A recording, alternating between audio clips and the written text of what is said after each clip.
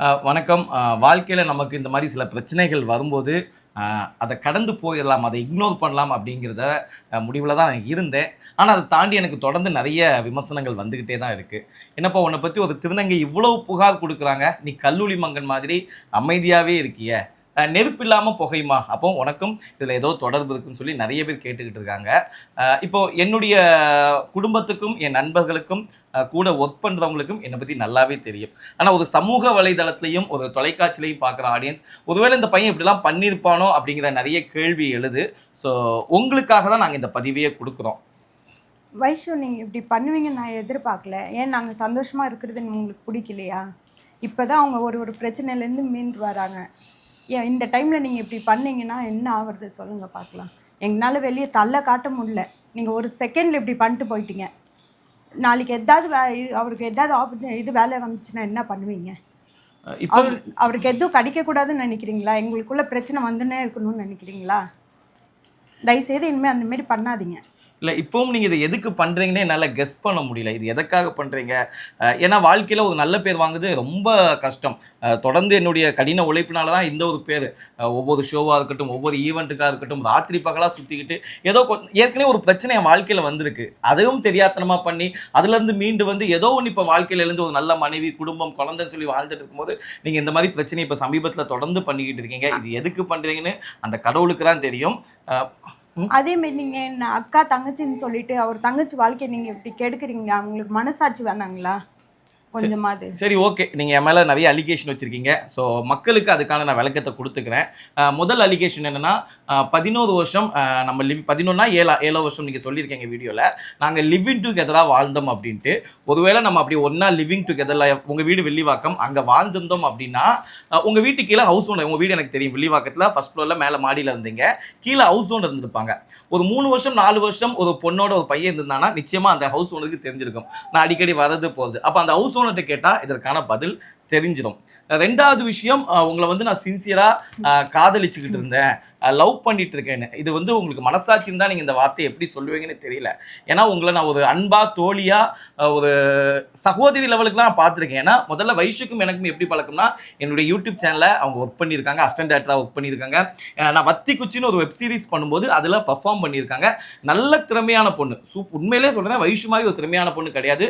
நல்ல டேலண்ட். அவங்களுக்கு நிறைய ஆசைகள் இருக்குது, நிறைய படம் பண்ணணும், நிறைய ஷோஸ் பண்ணணும், இப்படிலாம் ஆசைகள் இருக்குது. என்கிட்ட நிறைய ஷேர் பண்ணியிருக்காங்க. எங்கள் டீமோட சேர்ந்து அவங்க கூட நிறைய ட்ராவல் பண்ணியிருக்கேன். நான் அதுக்கு நான் என்ன ரொம்ப உத்தமெல்லாம் சொல்ல வரல, நானும் நார்மல் மனுஷன் தான். ஆனால் ஒரு நார்மல் பழக்கமாக தான் இருந்துச்சு. ஆனால் அந்த பழக்கம் ஒரு லெவலுக்கு மேலே போகும்போது என்னென்னா, அவங்க என்ன தெரியல, திடீர்னு ஒரு நாள் என்கிட்ட லவ் ப்ரப்போஸ் பண்ணுற மாதிரி பேச ஆரம்பித்தாங்க. அப்போ இது கல்யாணத்துக்கு அப்புறம் இல்லை, கல்யாணத்துக்கு முன்னாடியே. எனக்கு இதில் துளி கூட உடன்பாடு இல்லை. நான் அதை அவங்கள்டே தெளிவாக சொல்லிட்டேங்க, பார்வை ஷோ, எனக்கு வந்து உங்களை கல்யாணம் பண்ணிக்கிறதுல எனக்கு நீங்கள் திருநங்கைன்னு புறக்கணிக்கல, எனக்கு பிடிக்கல, எனக்கு பிடிச்சா தானே நான் கல்யாணம் பண்ணிக்க முடியும், எனக்கு இதில் இஷ்டம் இல்லை, நான் ஒர்க்கில் தான் கான்சன்ட்ரேஷன் பண்ணிட்டு இருக்கேன் அப்படின்னு சொல்லி அப்போவே நான் அவங்களை அவாய்ட் பண்ணிட்டேன். அதுக்கப்புறம் கல்யாணத்துக்கு அப்புறம் எங்களுக்கு தொடர்ந்து நிறைய ஃபோன் கால் வந்துட்டு இருக்கு. என் மனைவிக்கே தெரியும், மிட் நைட் எல்லாம் நிறைய டைம் கால் பண்ணியிருக்காங்க. இப்போ பிஃபோர் லைஃப், பேச்சுலர்ஸ் லைஃப் வேறங்க. கல்யாணத்துக்கு அப்புறம் என் மனைவி இருக்கும்போது அதை எப்படி அலோவ் பண்ணுவாங்க?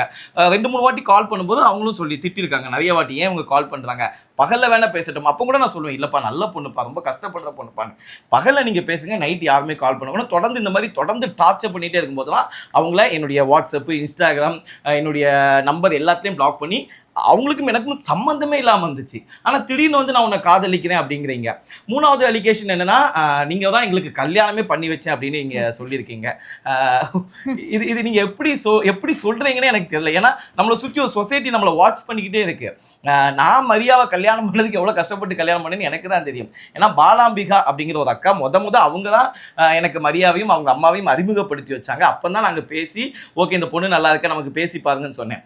அதுக்கப்புறம் அவங்க யோசிக்கும் போது தான் ரோபோனா ஃபேமிலி, பிரியங்காக்கா, அவங்க ஃபேமிலி எல்லாரும் சேர்ந்து எங்களுக்காக கன்வின்ஸ் பண்ணி, இல்லைப்பா இந்த பையனுக்கு பொண்ணு கொடுங்க, நல்ல பையன் அப்படிங்கிற மாதிரி ஒரு சர்டிஃபிகேட் கொடுத்து அவங்கள பேசி கன்வின்ஸ் பண்ணாங்க. அதுக்கப்புறம் ஷக்கிலாமா, நம்ம கும்தாஜ் ஆக்டர்ஸ், அவங்க கூட எனக்காக எவ்வளவோ சப்போர்ட் பண்ணாங்க. ஸோ இவங்க எல்லாம் சேர்ந்து தான் என்னுடைய திருமணத்தை நடத்தி வச்சாங்க. ஸோ நீங்கள் என்னுடைய திருமணம் நடத்தி வச்சிங்கன்னா ஏன் கல்யாணத்துக்கு வரல? இந்த மாதிரி கேள்விகள்லாம் எல்லாருக்குமே எழும். ரெண்டாவது, நான் வந்து என்ன ஷோவா சின்ன எனக்கு வந்து மிஸ்டர் மிஸ்ஸஸ் சின்ன திரைக்காக தான் நீங்க கல்யாணமே பண்ணிக்கிட்டீங்களா? இதெல்லாம் என்னங்க மனசாட்சின்னு ஒன்று இருக்கா? ஒரு ஷோக்காக யாராவது கல்யாணம் பண்ணிப்பாங்களா?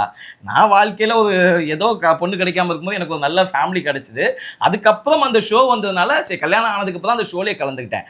அதில் மாக்காப்பா நான் சும்மா இல்லாமல் காமெடிக்காக இவன் இந்த ஷோக்கு வரதுக்காக தான் கல்யாணமே பண்ணிட்டான் அப்படின்னு காமெடிக்காக சொன்னார்.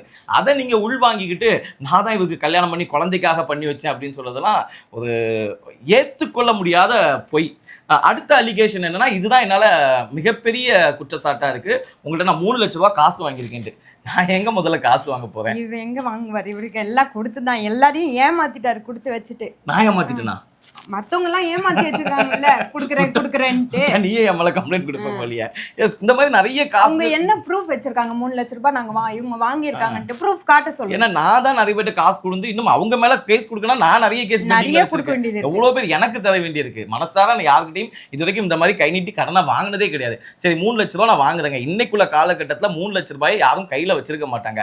ஒரு கூகுள் பே, ஜிபே இந்த மாதிரி டிரான்ஸ்ஃபர் தான் பண்ணுவாங்க.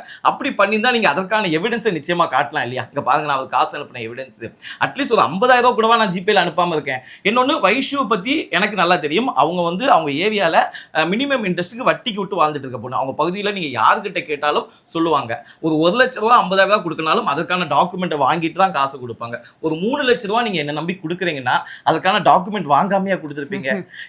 உங்களுடைய டார்கெட் என்னன்னு எனக்கு புரியல. நீங்க ஒருவேளை என் கூட பேசணும்னு ஆசைப்பட்டீங்கன்னா நான் உங்க போன் அவாய்ட் பண்ணனா யார் மூலமா பேசியிருக்கலாம். இல்ல நீங்க தினமும் ஒரு சீரியல் பண்ணிட்டு இருக்கீங்க, அங்க பிரியங்காக்கா இருக்காங்க, அவங்கள்ட்ட சொல்லியிருந்தா நாஞ்சில பேச வைங்கம்மா அவங்களே பேச வச்சிருப்பாங்க. ஸோ எவ்வளோ சோர்ஸ் இருக்கு. அதை விட்டுட்டு ஒரு கமிஷனர் ஆஃபீஸில் போய் கம்ப்ளைண்ட் கொடுக்குறதுன்னு சொல்லி ஒரே நாளில் என்னுடைய பேரை ஒட்டு மொத்தமாக எத்தனை நியூஸ் சேனல் தெரியுமா, ஒரு 3 நாளாக எனக்கு அவ்வளவு டார்ச்சர் இருந்துட்டு இருக்கு. என்னால் இதெல்லாம் தாண்டி நாங்கள் கொஞ்சம் ஸ்ட்ராங்காக இருக்கோம்னா என்னன்னா பழகிக்கிட்டோம். ஓகே, இந்த மாதிரி பிரச்சனைகள் வரும்போது நம்ம எவ்வளோ வலிமையாக இருக்குமோ அப்பதான் நம்முடைய வாழ்க்கை நல்லா இருக்கும்னு சொல்லி எல்லாத்தையும் தட்டி விட்டு போயிட்டு இருக்கோம். கமிஷனர் ஆஃபீஸ்ல அவங்களுக்கு வேற வேலை இல்லையா சொல்லுங்க? இந்த மாதிரி கேஸ் எல்லாம் அவங்க எவிடன்ஸ் இல்லாம நீங்க போய் ஒரு கம்ப்ளைண்ட் கொடுக்குறீங்க. அடுத்த குற்றச்சாட்டு என்னன்னா, நீங்க என்ன பேசுறீங்க ஓகே இதை நான் தாங்கிப்பேன், நான் ஒரு மீடியாவில் இருக்கேன், தேவையில்லாம என் ஒய்ஃபையும் என்னுடைய மாமியார் என் மாமியார்லாம் கிட்டத்தட்ட எனக்கு இன்னொரு அம்மா மாதிரி. இந்த மாதிரி ஒரு வாழ்க்கையில எனக்குலாம் நான் சொன்னல என்ன பண்ணதுல எனக்கு இப்படி ஒரு குடும்பம் கார்டு கொடுத்துருக்கு. நான் பட்ட கஷ்டத்துக்கும் எங்க குடும்பம் பட்ட கஷ்டத்துக்கும் எனக்கு இப்படி ஒரு குடும்பம் கார்டு கிஃப்ட் மாதிரி கிடைச்சிருக்கு. இப்போ அவங்க பையன் மாதிரி இருக்கேன். என்ன ஒருத்தங்க அலிகேஷன் கொடுக்கும்போது அவங்களுக்கு கோவம் வராமல் இருக்குமா சொல்லுங்க? ஒரு அம்மாவா ஒரு மாமியாரா அவங்களுக்கு கோவம் வரும்ல. அந்த வகையில் தான் உங்களுக்கு ஃபோன் பண்ணி திட்டிருக்காங்க. எப்பா தம்பி நான் உங்களோட பழகினியப்பா, இந்த மாதிரிலாம் நீ பேசலாமான்னு சொல்லி உங்களை திட்டினது உண்மையிலே அவங்களுக்கு இன்னும் கோவம் அடங்கலை. நேற்று கூட சொல்லிட்டு இருக்காங்க, இல்லப்பா அந்த பொண்ணை விடக்கூடாதுப்பா, இப்படிலாம் பண்ணிட்டு இருக்கா, என்னப்பா இதுன்னு அவங்க அவ்வளோ கோபத்தில் இருக்காங்க. நான் தான் விடுங்கம்மா. ஏன்னா அவங்க ஒரு பொசிஷனில் இருக்காங்க. அவங்களுக்கு நிறைய கேள்விகள் வரும்ல. அவங்க சர்க்கிளில் எவ்வளோ பேர் கட்சியில் இருக்காங்க, அவ்வளோ சர்க்கிளில் கேள்விகள் வரும். எங்கள் மாமா பாவம், அந்த மனுஷன் இது வரைக்கும் கல்யாணம் ஆனதுலேருந்து என்கிட்ட ஒரு வார்த்தை பேசினதில்லை. அவரு ஃபோன் பண்ணி என்ன நாஞ்சல் இப்படிலாம் இருக்கு, இப்படிலாம் வருது, எனக்கு எவ்வளோ அசிங்கமாக இருக்குது தெரியுமா, என் தம்பி தங்கச்சி நிலைமை நினச்சி பாருங்க, அவங்களுக்கு எவ்வளோ என்கொயரி வரும்.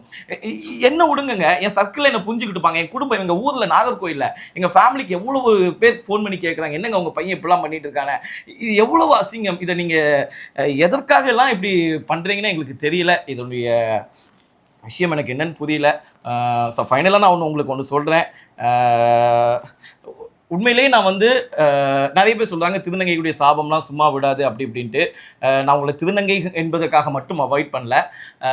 உங்களை எனக்கு இப்போவும் நல்லா பிடிக்கும். ஒரு நல்ல பொண்ணு தான். நீங்கள் வாழ்க்கையிலேருந்து நிறைய பெரிய ஆளாகணும். ஏன்னா திருநங்கை சர்க்கிளில் எனக்கு நிறைய நண்பர்கள் இருக்காங்க. நமிதா மாரிமுத்து, நீங்கள் யாராவது மீடியாவில் அவங்கள்ட்ட கேட்டால் தெரியும் என்னுடைய பற்றி எப்படி, இந்த மாதிரி பையனா அப்படின்ட்டு. அப்புறமா கிருபாம்மா, அப்போ கோவை மீராம்மா, அப்புறம் ஜீவா, நம்ம ஜீவா விஜய் சேதுபதி அண்ணா கூட படம் நடிச்சிருப்பாங்க. அவங்களாம் ஃபோன் பண்ணி எங்கிட்ட விடு நாஜில் ஏதோ ஒன்றுக்காக பண்ணிக்கிட்டு இருக்காங்கிறாங்க. அப்புறமா மிலா, இவங்க எல்லாமே எல்லாருக்குமே எனக்கு தெரியும். இவங்க ஏன்னா நான் நிறைய திருநங்கை கூடயும் ட்ராவல் பண்ணியிருக்கேன். ஆனால் நீங்கள் இப்படி வித்தியாசமாக இருக்கும்போது என்னென்னா மக்களுக்கு என்னென்னா ஒரு பயம் வரும். என்னடா திருநங்கைகள்லாம் இப்படி தான் இருப்பாங்களா, இவங்க கூட பழகினா இந்த மாதிரி பண்ணுவாங்களா அப்படிங்கிற ஒரு பயத்தை நீங்கள் இப்போ விதைச்சிருக்கீங்க. அண்ட் இப்போ நீங்கள் என்னை கல்யாணம் பண்ணிக்க அப்படிங்கிறீங்க.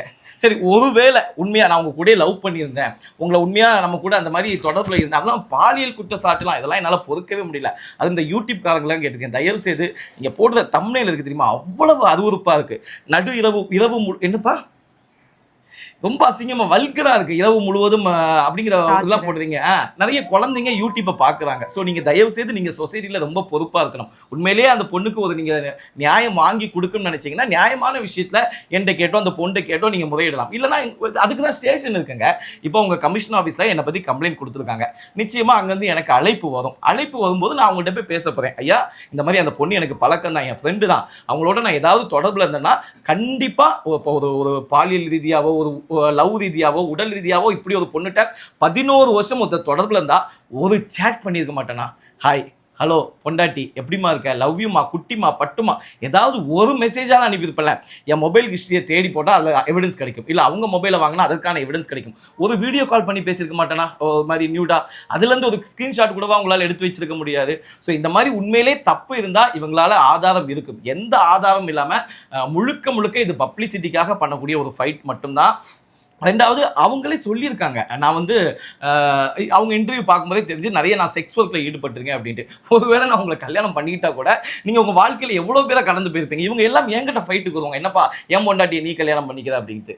ஸோ இப்போவும் நான் சொல்கிறேன், விஷயம் உங்கள் மேலே மிகப்பெரிய மரியாதை இருக்குது. நீங்கள் நல்லா வரணும், உங்களுடைய பயணங்கள் தொடரணும். நீங்கள் இது எனக்கு எப்படி தெரியுமா, உங்களை கைட் பண்ண ஆள் இல்லையோ, நீங்கள் ஒரு டிப்ரெஷனில் இருக்கீங்களோ, என்னடா நாஞ்சி நம்மகிட்ட பழகிட்டு இப்படி திடீர்னு விட்டுட்டு போயிட்டானே, இக்னோர் பண்ணிட்டானே, அவங்க மனைவி நம்மகிட்ட பேசலையே, மாமியார் நம்மகிட்ட பேசலைங்கிற ஒரு டிப்ரெஷனில் நீங்கள் இந்த விஷயத்தை செஞ்சுட்டீங்க.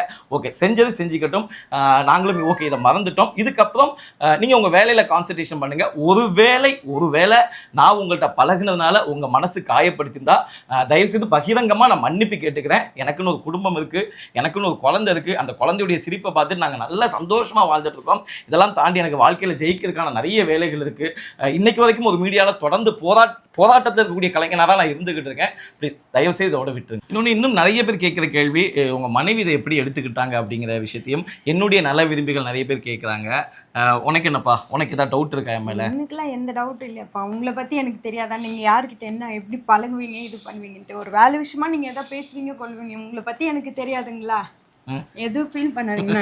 நான் அதெல்லாம் எதுவும் நினைக்கிறேன். நீ இருப்பல, நீ நம்பல. நான் நம்பலையா? 2 வருஷம் உங்க கூட குடும்பம் நடத்துறேன், எனக்கு நம்பிக்கை இருக்காதா? சரி சொல்லுங்க. இதுக்கு மேல என்னங்க வேணும்? நன்றி மக்களே.